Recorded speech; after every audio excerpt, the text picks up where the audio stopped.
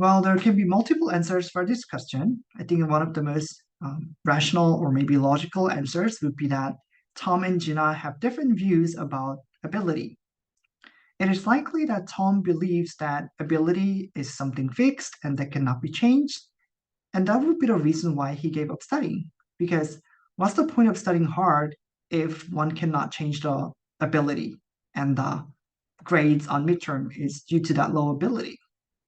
On the other hand, it is likely that Gina uh, endorses a belief that ability is something that can be changed or improved with efforts and strategies. And maybe that is the reason why she worked harder and received a better score on her final. The answer is actually related to this video's topic, which is mindsets. So after watching this video, you'll be able to explain how learners' beliefs about their intelligence, or in other words, mindsets, impact their motivation and learning. What are mindsets? Mindsets are beliefs about abilities and personal intelligence. These are quite common concepts, and I think it's one of the most popular motivation theory because it's quite simple to understand. So growth mindset is the belief that abilities and intelligence are malleable and always possible to learn and improve. Fixed mindset, on the other hand, is the belief that ability and intelligence are limited and inherent and hard or impossible to change and improve. We are learning these mindsets before learning about goals or achievement goals, although the textbook first addressed these kind of achievement goals first, because these mindsets are related to the achievement goals. I'm going to further explain them in the later video. So those who believe fixed mindset, in other words, those who believe that one's intelligence or abilities are fixed, tend to think that failure is the limit of their abilities, and they don't like to be challenged because if they fail, they think that they are demonstrating lack of intelligence or lack of ability. They are less appreciative of the feedback or criticism, and they find it personal because they think that those kind of feedback is attacking their like innate ability or innate intelligence. In contrast, those who have more of a growth mindset, they tend to view failure as an opportunity to learn, and they appreciate challenges more. And they believe that their effort and attitudes determine their abilities, so they are more welcome and open to the feedback, and they find those feedback more necessary and constructive. Then how do different mindsets lead to such dramatic differences?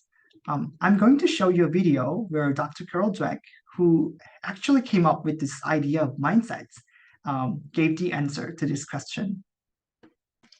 This happened because the meaning of effort and difficulty were transformed. Before, effort and difficulty made them feel dumb, made them feel like giving up. But now, effort and difficulty, that's when their neurons are making new connections, stronger connections. That's when they're getting smarter. I received a letter recently from a 13-year-old boy. He said, "Dear Professor Dweck, I appreciate that your writing is based on solid scientific research, and that's why I decided to put it into practice. I put more effort into my schoolwork, into my relationship with my family, and into my relationship with kids at school. And I experienced great improvement in all of those areas. I now realize I've wasted most of my life. Let's not waste any more lives." Let's not waste anyone's lives. I think that was quite a powerful statement. Then, like, how can we facilitate a growth mindset in our classroom? Several strategies are listed. One way can be setting short-term and proximal goals so that students can experience success even in areas that they find challenging. So giving them some opportunities to succeed can be a key to facilitating a growth mindset. Also, we can help students to understand learning involves new connections in the brain. So at the very beginning of the semester, we learn a little bit about, brain development, how neurons are formulated whenever we are learning something new. So we can explicitly point out, this brain science to persuade students that they can learn anything because that's how the neuron is formulated.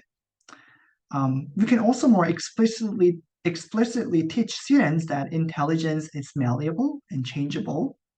The last strategy is to avoid grouping students by ability whenever possible. So again, ability grouping may have some advantages and disadvantages.